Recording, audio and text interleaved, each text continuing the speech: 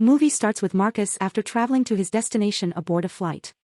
Mark, a skilled assassin with a stellar track record, gets a nightmare that keeps him awake. He remembers his wife and child's passing while he was a Florida police officer in the dream. He wakes up sweating and yelling from the dream, but the hostess is able to calm him down. When Mark gets at the airport, he runs into the representative of his client and follows them to the waiting car where he sees security. He sits next to the security guards after mockingly asking for the escort from the representative. The escort takes Mark's passport out of his pocket without his knowledge, which makes Mark wonder what they are doing. The escort speaks in a language that Mark is unable to comprehend, while the representative informs Mark that his passport has been confiscated.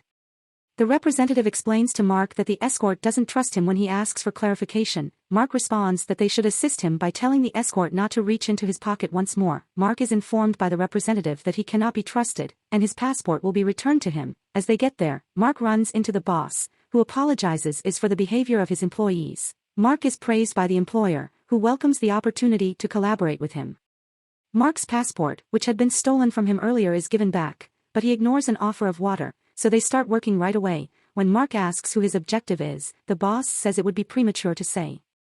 Mark inquires as to why he was picked. The three reasons given by the boss are Mark's outstanding reputation, his aptitude for the position, and his desire for vengeance against the head of a criminal organization in Florida who owes Mark money from his time as a cop, the mission's tactical aspect, and the need to accommodate Mark's schedule or emphasize by the boss. A payment of $100,000 is promised to Mark, with $20,000 being provided to him up front.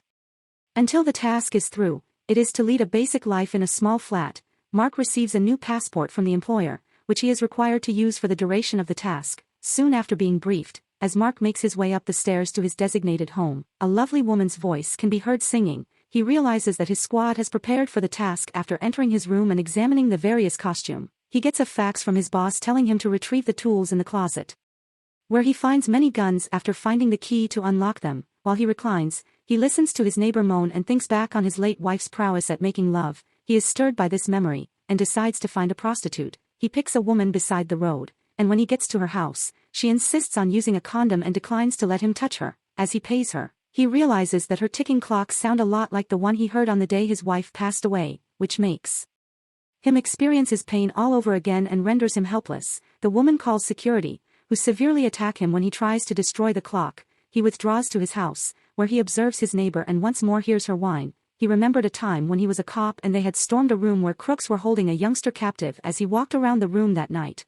he and his coworker had talked about the boy maybe being their own child, before he and his colleague entered the flat. He had set up his sniper rifle and fired at the intruder. Regrettably, as he went to check on his companion, one of the crooks shot his colleague. He had been shot in the head by the thief, who then gave him some cash and ran away. He had spent the funds on presents for his wife and son. Once he got home, he had purchased gifts for his son as well as a diamond ring for his wife. He could, however, constantly hear his neighbor grunting loudly. From his window, he could see a man having sex with her. She had shut her window when she discovered he was looking in. The following day, her pet snake had made its way into his room, and she had gone in to get it. He was sound sleeping when she tried to knock, so she took the snake and fled. He woke up when she went back to put the chair back and accused her of breaking into his flat. He hadn't heard her apology or her explanation of why she had knocked. He had questioned her identity and the reason she was in his home.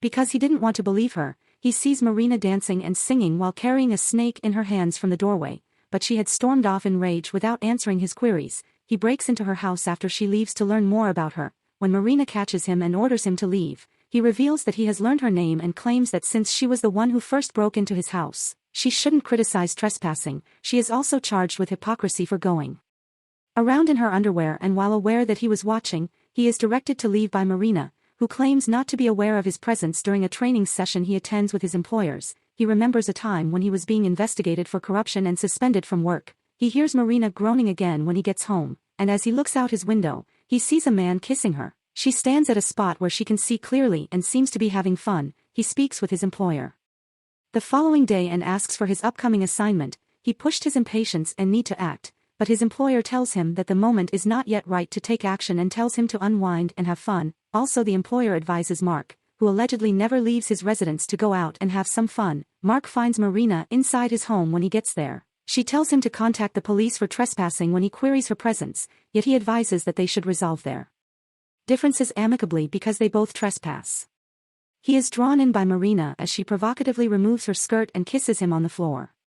Marina then admits that her lover is a drug lord who assaults her physically while they are having sex. Marina doesn't want to hear Mark's personal account of trauma and begs him to leave. Despite this, they start dating in secret, and Mark exhorts Marina to leave her perilous circumstances, but she says nothing. Mark confronts Marina one morning about her lack of effort to comprehend him.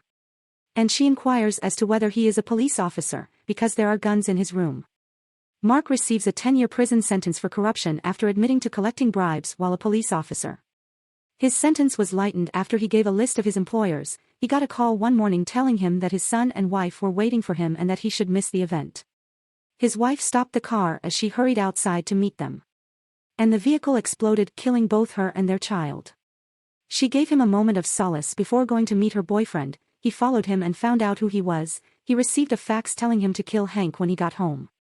The partner of Marina, he sat outside the window that evening and watched as Hank assaulted Marina and made attempts to kill him both during and after the encounter.